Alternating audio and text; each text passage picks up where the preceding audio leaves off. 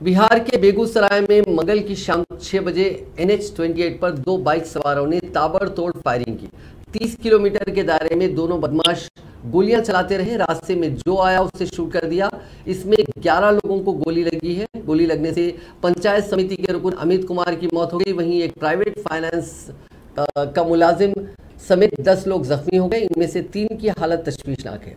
America की तरह ऐसी मास फायरिंग की गई है।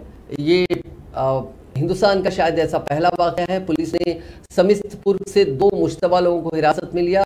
बीजेपी ने आज बेगूसराय बंद बुलाया था। मरकजी वजीर गिरिराज सिंह ने नीतीश कुमार, जो बिहार के वजीर आला नीतीश कुमार का इस्तीफा मांगा। समाजवादी पार्टी ने इस मामले में पुलिस की लापरवाही मानी और 7 पुलिस वालों को अब तक सस्पेंड कर दिया गया है।